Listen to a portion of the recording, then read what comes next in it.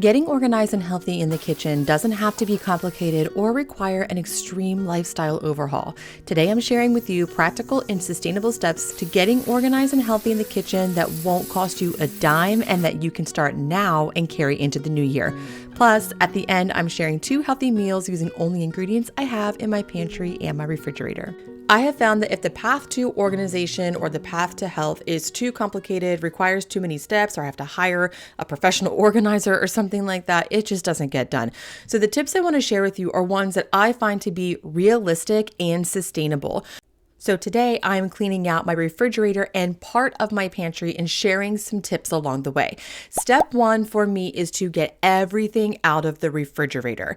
It doesn't matter where it goes, it just can't be in the fridge. So I am taking everything out of the fridge, stacking on the countertops, the table, wherever I can find, as long as it's not in the fridge. And at this point, I don't even really care what's in there, it just needs to get out. I'm getting things off the shelves, out of the doors, and out of the drawers.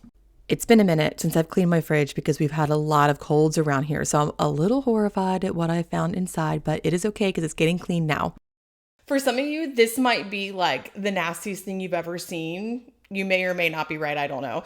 But for others, maybe your fridge looks just like this or even worse. There is no judgment here. I do think we get to these things in due time and when the timing is right. And I also think we all have a certain threshold for a mess. In general, my threshold for clutter is pretty low.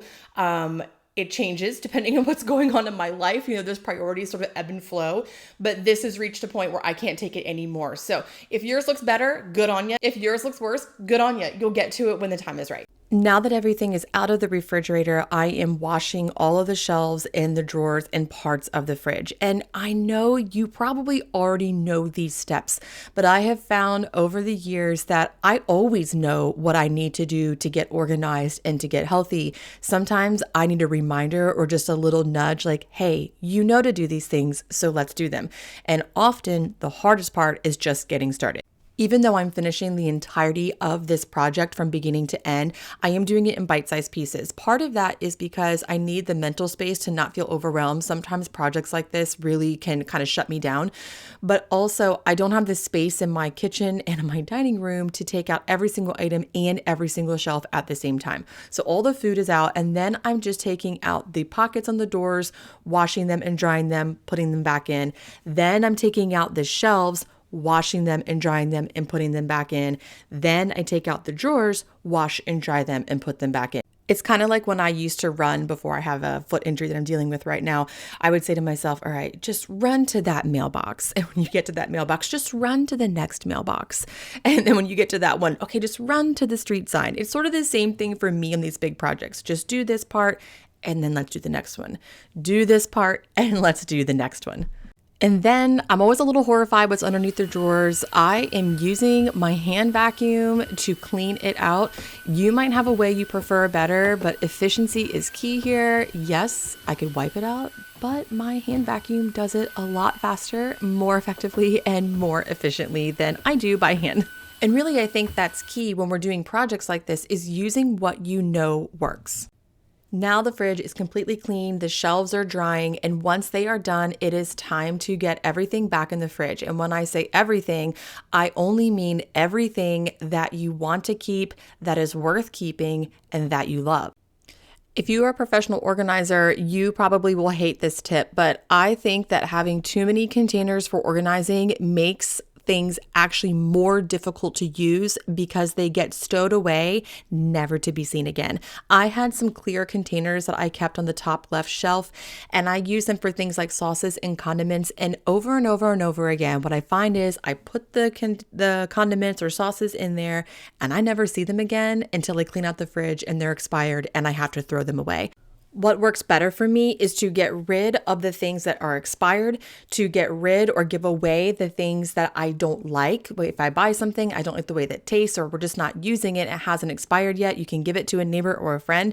And the things that are remaining, put them front and center where you can see them and remember to use them. This is also an opportunity to get rid of things that aren't meeting your health or nutritional goals or needs. This is leftover Chinese from when we had a cold. It just needs to go. And I also like to put leftovers that need to be eaten in one drawer. So it sort of turns into a kind of grab and go meal drawer while we have those leftovers. So here's some leftover shepherd's pie that I have. And there's a few other things stacked behind there too that I'm going to put in the drawer so we can just grab it, reheat it, and have a full meal. I'm also taking any vegetables or compostable material and setting them aside. Like this broccoli, I did not get to in time, so it will go in the compost. This yellow squash, I ended up cooking and having just as a side dish. And then there are a few other things in here that just need to go. Like this whey, for example, from making homemade mozzarella, I poured into my garden. Now that I've taken inventory of everything, I got rid of the things that were expired. I got rid of the things that I don't like. And now I know what I have that I need to use or that I want to keep. I'm putting it back into the fridge in a way that makes sense to me. Other people will have ways of organizing their refrigerators that maybe seem tidier or more aesthetically pleasing. It's really important that you just do what works for you. So a few of my favorite ways to make my refrigerator work for our family and our lifestyle is one, like I mentioned, pick one spot for leftovers so you know where they are and you know to use them up. They can be the first things that you eat. Two, take everything that was sort of in the back of your fridge, any sauces, condiments, vegetables, whatever, and make sure wherever you're putting it, it ends up in the front so you can move through that stuff. Not only does it help prevent food waste from, hitting expiration dates, but also sometimes that stuff has like a different flavor profile. It's something we haven't used in a while. And so getting it back into the forefront of our minds and refrigerators can remind us like, hey, we can have some different flavors and different things going on in our meals over the next few days. I also like to prevent a mess before it happens. This tends to fall to the wayside sometimes, but when I get the refrigerator cleaned, it's so nice. I want it to stay that way. So I have put a towel underneath any berry containers. My little girl has raspberries and strawberries in the fridge. Sometimes they tend to leak and get messy, so I place a towel underneath of those. And one thing I did not do that I thought of afterwards that I want to do is I want to put my maple syrup container on a coaster because it drips and gets really messy. So that way I can just prevent that sticky mess from the get-go.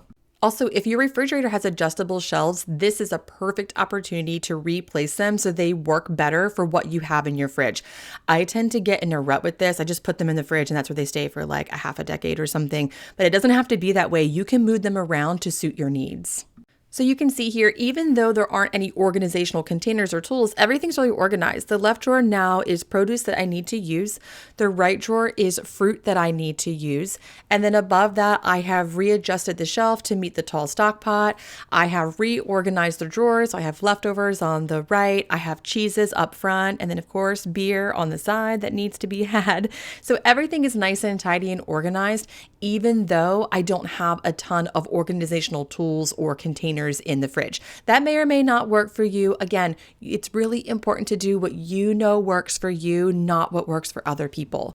My last fridge tip before I'm getting into organizing the pantry is to choose one area in your fridge to look pretty. I know this sounds weird, but when you have something aesthetically pleasing in your fridge, it changes the mood from, let me dig through the fridge to, look, let's use these beautiful eggs.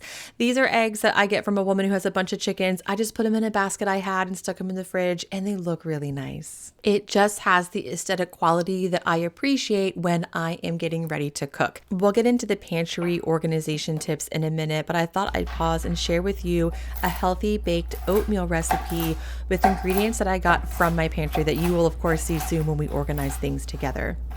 You can use whatever ingredients you have on hand, but for this I used about 1 cup of chopped walnuts, 2 cups of oats, 2 teaspoons of cinnamon, 1 teaspoon of baking powder, about 3/4 teaspoon of kosher salt, 1/4 teaspoon of nutmeg, 1 3/4 cups of milk, 1/3 cup of maple syrup, 2 eggs, 3 tablespoons of melted butter, 2 teaspoons of homemade vanilla, and then I actually used 1 home canned jar of blackberries and 1 home canned jar of blueberries. I am currently completely revamping my website to include more recipes, and there will be a whole new moonandmagnolia.com available in early 2024. So I don't have this recipe on my blog yet, but you can look at the description box below and check it out there. What I like about cleaning out the fridge and the pantry is it reminds me that I actually have a lot of healthy things to eat. Sometimes they're the last things to be consumed in my house, but when they're there, I can use them. And when I know they're there, it gets easier to think about how I can use them.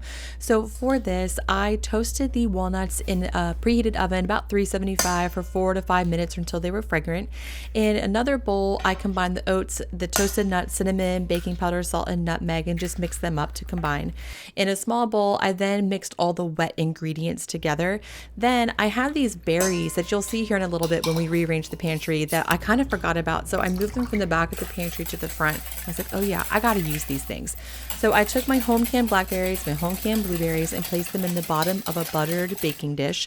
Put my dry ingredients on top, and then poured that milk and egg mixture right over it. Put it in the oven and baked it at 375 for about 45 minutes. And then I ate this every morning for breakfast for a few days. So I had a healthy breakfast to enjoy that came directly from my pantry without having to buy anything else. I do have a fridge and pantry clean out meal video if you are interested in meals that you can make using just ingredients from your own pantry and nothing more. You can check that out in the description box below. I do find that when I am doing fridge or pantry clean out meals, it's easiest for me to make things like an oatmeal bake, for example, or a casserole, sort of like a multi-ingredient meal, because I'm using up a lot of things at one time. Sure, I can take a box of pasta and just make pasta and some spaghetti sauce and have a meal, but then I'm not really getting rid of a whole lot and using much. And that's also kind of standard, like things I eat all the time. But I don't really make oatmeal bakes that much, and this uses up a number of things in my pantry that I needed to get rid of. And on top of that, for double the benefit, this is super healthy too. So as you're organizing your fridge and your pantry, take stock of what you have and how they can be combined to make a meal, hopefully that you can eat throughout the week. So you're saving a little bit of time too. Okay, back to getting organized, and I have moved on to the pantry, but I do not have enough time today to organize the entire pantry, which brings me to my next tip, which is do what you can, because what you can do is always better than doing nothing. So I am prioritizing the things that need to be done the most, which today is organizing my home canned goods. I live in a very typical suburban neighborhood. I don't have a cellar or a homestead pantry, but I do have a lot of canned goods that I prepared and processed over the summer that are really disorganized. So I have them on these little rolly carts because I just have a normal pantry. I don't have a cellar, and this is the only way I can fit them in my pantry. So I pulled all the carts out just like I did with the refrigerator. I took everything out that I need to organize, and I'm just cleaning up, bringing my trusty old hand vacuum back and cleaning up the floor and then giving it a little wipe down. I am also checking to make sure that all of my home canned lids are sealed by pressing on the middle, making sure nothing's popped, everything is safe for consumption. The process of cleaning everything out and reorganizing it is a reminder to only purchase or can things that I'm actually going to use. I have a lot of canned blackberries here, and I have to be honest, they were great in the oatmeal, but blackberries really aren't my favorite thing, and they got shoved to the back of the pantry. I moved them forward so I could remember to use them, but I don't really love blackberries that much. So if you clean out your pantry and you're finding things like, I don't even really like this, why do I have it? Use them up and make a note. Don't buy that again. Don't can it again. Just stock your pantry with the things that you actually love and that you will want to eat. That makes cooking way more exciting. It's a huge drag when you open the pantry and you're like, ugh, I hate everything in here. You want to have it full of the things that you love. On this shelf, I am putting a few freeze-dried goods and a couple of canned goods that I do want to use. I live for candied jalapenos, so I'm putting some jars of jalapenos up there so I can just grab them when I want them because I put them on everything. A little bit of chicken broth, things that I know that I will use that I don't want to have to dig around on the cart for to get because they'll be right there and they'll be gone in a couple of days, really. The other thing that I'm doing here is going through my potatoes and onions. I'm not sure what happened. Somehow I ended up with 2 bags of potatoes. One bag was not good, so they went into the composter, and the other bag I put into a plastic bin, and I also put some onions in there. And then I also have some bulk goods like rice and such that I have from Costco that I'm putting into a bin that you can see. I'm shoving it into the back of the pantry now. But I like to keep my bulk goods in one place because I don't pull from that bag all the time. Bulk goods I try to keep in separate smaller containers so I can use them in a reasonable amount and then refill them as necessary. When I have those big giant bags or huge containers sitting around, they feel really overwhelming to me, and the sheer size of them just kind of stresses me out. So I like to keep things in a smaller container. But you can see here, things are looking tidy and organized. Even though I don't really like a lot of organizing containers in my fridge, I actually do like them in the pantry for some things, like for teas and coffees and for other items that kind of tip over easily. So here I am cleaning them out. Somehow a bunch of like binder clips that we use for chip clips got shoved in this basket. So I'm taking that out and I'm reorganizing it. So coffee is in one and tea is in the other, and taking anything else that's in that container and putting it in its rightful home. The coffee container, for example, I roll through coffee so quickly that I don't even have to worry about coffee getting stuck in the back of the container, because I go through this so regularly that basically I'm refilling it all of the time. I also like to keep healthy enough snacks available for my daughter so she can grab them and really feel like she has the autonomy to get into the pantry and grab her own snack. Now, she's savvy enough to know that there are other delicious things in the pantry, but at almost 3, she does know that that basket is hers and she can take stuff out of it. So I have some freeze-dried fruit, some fruit bars, a couple of goldfish, and this is where I just keep things for her. I throw them in there, and I even kind of mix them up sometimes because she likes to dig around in it. But that is as much time as I have today to work on the pantry. But what's really awesome about that is I actually got the parts of my pantry finished that were the biggest headache, and I don't really need to do anything else. Even though maybe sometimes my pantry looks a little crazy, I know where everything is, especially now that those pinch points are taken care of. So if you don't have time to do the whole thing, do the part that needs to be done the most, and I promise you're going to feel a lot better about it. Okay, and into the last healthy recipe for this week, and I am making a sausage and kale soup. And the disclaimer I do owe you is that I actually forgot I did purchase a bag of kale for this. So everything in this recipe is from my fridge and pantry except the kale, which I did buy at the grocery store that day. For this, I'm removing the sausage from the casings and I'm just sauteing it with onion and celery. In the jar that you just saw there, that was actually freeze-dried pumpkin. I was out of carrot, so I threw in some pumpkin just to add a little bit of that sweetness and color into it. And I should note, this was sweet Italian sausage in case I didn't mention that before. But I cook all this together until the sausage is cooked through, and then also the vegetables are tender crisp. In the fridge, I put a stock pot of bone broth that I had cooked about a day or two before right up front and center. So I am using that for my soup. I'm just pouring it right through a sieve just to strain the little bits and pieces out and putting it into my pot. And I didn't have quite enough broth, so I am adding a few cups of water just so I have enough broth. And that works out pretty well because I often cook my bone broth down pretty concentrated. While that comes to a boil, I am peeling and washing potatoes that I got organized in my pantry earlier in the day.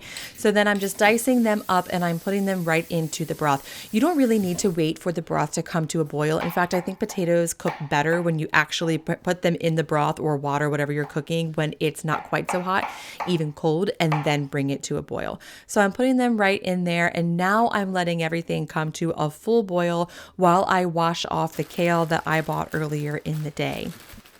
Once the soup comes to a boil, I am adding the kale in about a handful at a time. I use the entire bag of kale, which if I try to put it in at one time, it's just way too much. So I put in a handful, let it cook down just for a second, put in another handful and let it cook down. And then eventually you can fit the entire bag of kale in there. So this is a really great soup to get some healthy greens into your diet. This is one of our all-time favorites at my house. This is also really delicious if you add a can of white beans. I am not eating beans right now, so I did not put that in there, but it'd be great if you did, I'm sure. I do want to note that sweet Italian sausage does vary. So if the sausage does not give enough flavor, because usually the sausage is enough to flavor the soup, if it does not do that, you can add a little bit of adobo and sage and that will really ramp it up. So then I just bring it to a boil, let the greens cook, and then I served it up in a cute mug that I just got recently. And then I also toasted up a little bit of homemade sourdough. This was actually the T-Rex sourdough that I shared in last week's video. If you missed that, you can check that out in my new bread stencils in the description box below. The toasted sourdough is delicious if you let it sit in the brothy soup for a few minutes, so I recommend putting it in there a couple minutes before serving and then enjoying. But no matter what, remember these things. Do what works for you. Make sure it truly meets you and your family's needs. Acquire only what you love and what you'll be excited to use. And remember, no matter what, above all else, you are doing a great job.